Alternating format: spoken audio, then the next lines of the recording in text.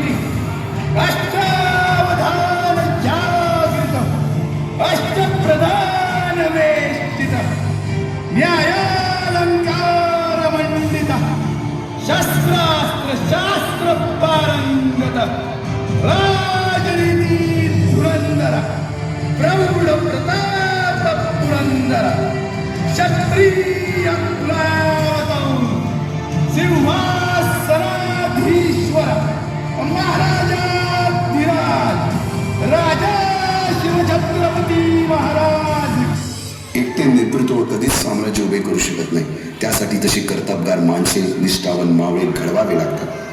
शिवरायांनी असे सवंगडी त्या वयापासूनच पारखायला सुरुवात केली.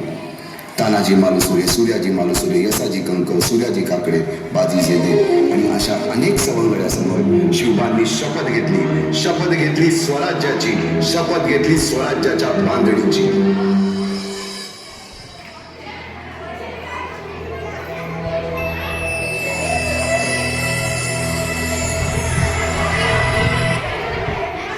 आम्ही मराठे यवनांची पीडा नष्ट करण्यासाठी हिंदवी स्वराज्य स्थापन करीत आहोत.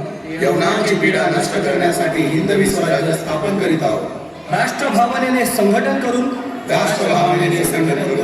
देशावरील परकीयांचे आक्रमण नष्ट करीत आहोत. स्वकीय व परकीय शत्रूंचे उच्चाटन करण्यासाठी स्वराज्य स्थापन करीत आहोत. यात तू आम्हास यश द्यावे. रायरेश्वरासमोर शपथ घेतली आणि स्वराज्याची गोडदोड सुरू झाली. तोरणा किल्ला घेऊन स्वराज्याचे तोरण बांधले. पुढे मुरुंब देवाचा डोंगर, कुवारी गड, सुभान मंगल, कोंडाणा, शिरवळचा किल्ला, पुरंदर आणि 12 मावळ स्वतंत्र झाला. पुढे राजांनी पराक्रमाने जावळी देखील घेतली.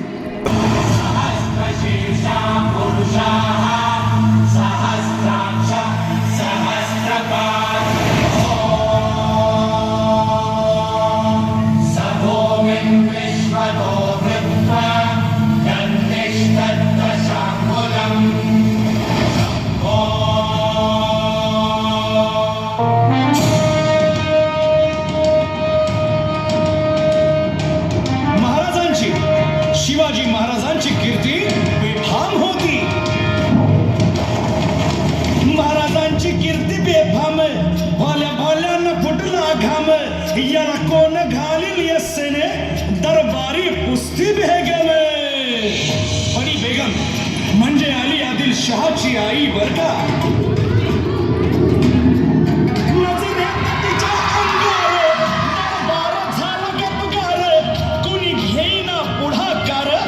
साऱ्यांनीच मानली हार.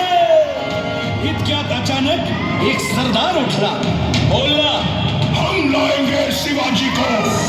आणि त्यानं विडा उचलला. नवतेचं अफजल खाने,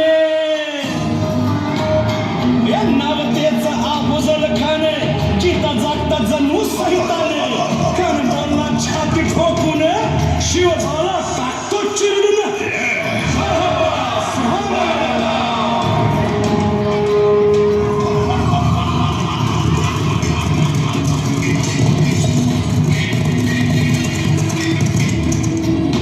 शिवबाचं काही खरं नाही.